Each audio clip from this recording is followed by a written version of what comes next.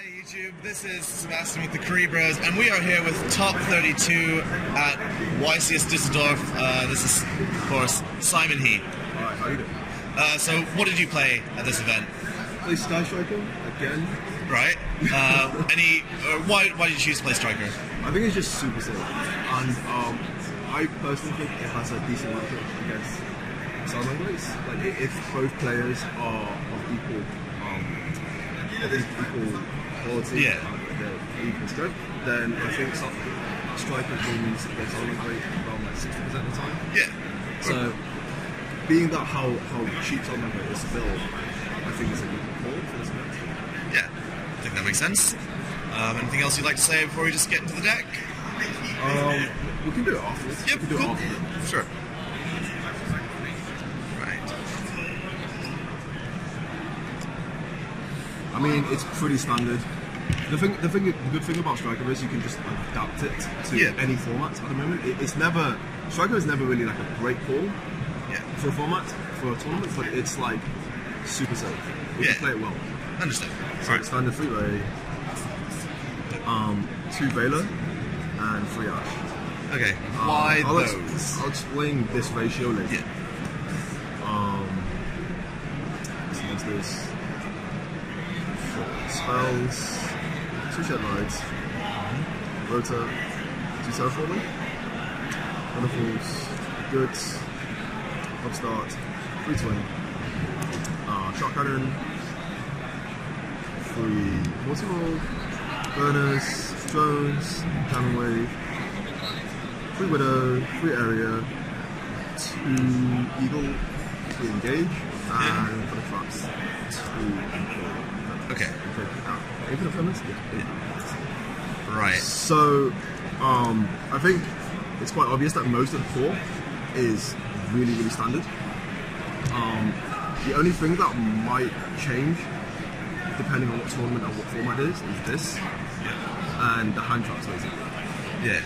And going into this event, I wanted something that was good going first and second. I really wanted to play Solemn Strike, because it's just amazing in a mirror match. It's amazing against Salamangre. If you strike their normal summon, there's not much they can do for the turn. But the issue is, it's pretty bad if you go second. It's almost like if they combo off, if you don't stop them with hand traps, and they have the trap, having a Solemn Strike in hand instead of something that can just bait out their plays is really, it's like a dead card. It's really bad. So I went with something that was like, this is okay going first. Going second is good. And the Vela is for Danger Thunder, Saryuja, that kind of combo, and also Salmon Great is really good. The reason for the ratio of 2 and 2 is going back to whether I'm going first or second. I didn't want to put too much invested into going first or second. Like, I'm depending on a die roll basically. So the ratio is because I personally don't want to open that many of these, like multiple of these. I didn't want to. There was an option to go 3 of this and 3 of this, but then that would be and just cut these. But that would make the turn 1 matchup like really, really bad. So I decided to go for 2-2. On the face of things, it seems like Infinite Pernos is just much better than Vela. But there are a few things that Vela is good at. For example, you can stop Denko. If you go first and they try to Denko OTK you can stop Denko and you can play through your back rolls. With Shared Ride, this was a bad choice. This was just a bad. It was not very good. I played 2 Sky Striker matchups, which was like a lot lower than I thought it would be. I thought it'd be mostly Salamangre, and this is okay versus Salamangre if you go first. So it does stop them, it gives you more resources as well. Going second is pretty bad. So this was sided out on it, especially going second, and any of the other matchups like combo decks, this is just not good in general. And if I had to go back, I think taking these 2 out for maybe a third one of this, and I'm not sure about maybe even a Desires. The thing is, I was considering Desires at the beginning because if Salamangre goes first and they set up everything, especially counter trap, you kind of need that extra card to just push through the thing. but I kind of washed out of that because like I always dislike desires to banish stuff, and without any way to get back into them, if I banish like 2 of these, it's really bad. In theory, it's just really bad.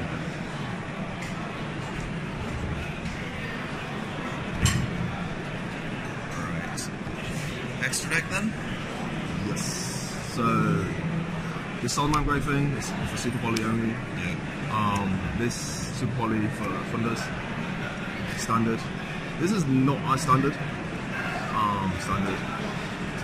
Sort of standard by now. And used to Phoenix and Yep. so I went with 2 and 2 because for another event I actually went with 3 and 2.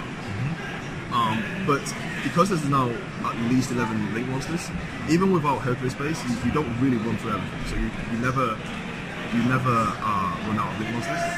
And you don't need a third Hayate because usually the first Hayate you go through is wasted away with Area 0. So you don't actually attack with it, you just use it as a buffer. But now you have this as a buffer. And so you always at least have 2 Hayates to attack with. Sometimes, however, if you're playing Thunder, for example, then you use this as a buffer. Because you need 2 of these, so if they set up their plays, this is very vital to surviving and stalling out the match, so you have more turns. So this is absolutely vital. Like you cannot run like less than 2. And like I said, this is just for Super Poly. This never came up. I never had like Super Poly against Salman Grey where it was useful. There was only one time I drew it and I couldn't even play it. Did you miss playing things like Bomber or Boral Sword? Oh, there is a Boral Sword. There is a Boral Sword. Oh, there is a Boral Sword. Yeah, I borrowed it from someone. Oh, okay, fair enough. That's absolutely mandatory. Yeah, like, sure. Cannot go over. Bomber, I've never played Bomber. Okay. There's not enough space, I think, and there's never been a situation where I thought Bomber would be, I guess like sometimes in timeout, but if I can't make a Boral Sword, but it's very rare, so I never really missed it. And side deck is Ogre, 3 draw, 2 Panther, 3 Demon Pro. There can only be 1, 2 Hexstar buses, and Super Poly. Okay. So I think this is self-explanatory. Yeah. DD Pro, there's so many danger decks these days, like combo decks, Thunder and Orcus right now. So this is very useful against them. Ogre is for those 2 as well, but for the mirror match, I don't side much for the mirror match at all. I don't really have that many things to side in, and I have actually a fair bit to side out.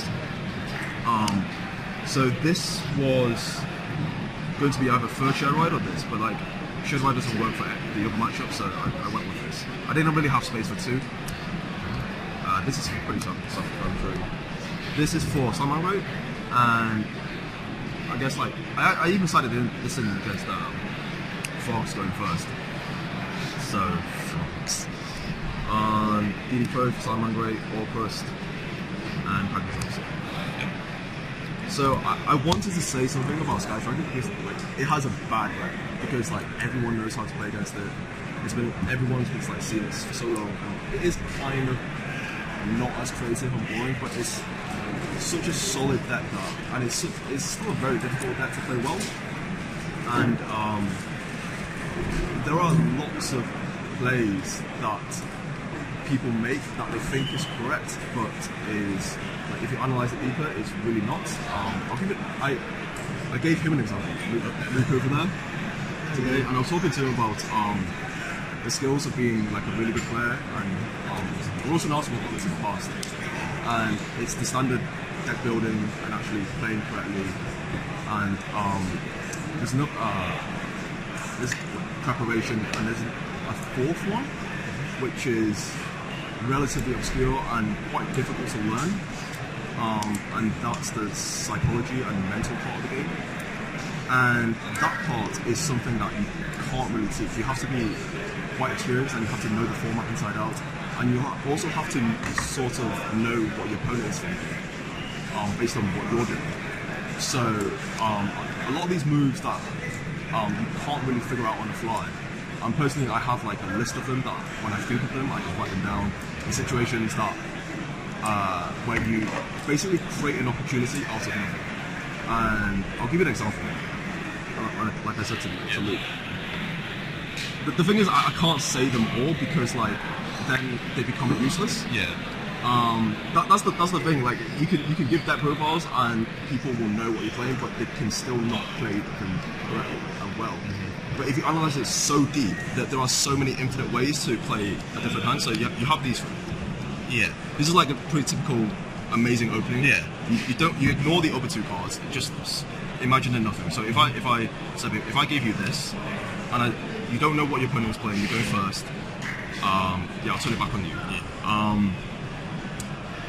You just know you have generic information. For example, if they're playing roughly 50 cards, then they're probably playing some sort of danger deck. If they have like no extra deck, then they're probably playing True Draco. You have the normal information. So what would you do with these three cards if you're going first? Theoretically, you want to Rhoda, and Sure. Foolish Good, the Rhoda for A, Foolish Goods for Metal Fist Fusion, and then engage. Okay, alright, okay. Sure. So like if people did that, then I don't think anyone would say it's incorrect because that's what everyone does. Yeah. But like there are sometimes, like I said, there are sometimes you can make opportunities out of situations where there seemingly aren't any. So something that I've been trying to do online and quite successfully in live play as well in tournaments is like if I know they don't play draw, because this thing, if they main draw, is kind of bad. But like usually people don't main draw. So I set this, and then I play Rota. So what this does is it kind of inserts the thought into their head that I have a very average opening. So by setting these, this is probably like what they're thinking is probably like Widow Anchor or Twin Sisters or Eagle Booster or something. Maybe not Eagle Booster, probably Twin Sisters. So if they think I have an average hand, they're probably going to ash this. And if I just start like this, they're not going to ash this. Well, it's unlikely. They're probably going to wait until this or until your Shizuku in the end phase. So by doing so, you can potentially bait out the ash. And because of that, you have this player, you have two engages that are live. But in the other scenario, if they do have ash, then they ash one of your engages. You get the other one through, but you don't end up with a big of a board or as much cards. So like a lot of people would, if they lose because of that ash, or eventually lose because they didn't have the extra card, they won't have like the mindset to even think of like another opportunity of playing their hands differently. And they would just go on and thinking they played correctly, and they would sort of just make an excuse and say, oh, I was unlucky, he had ash, he had all the right cards.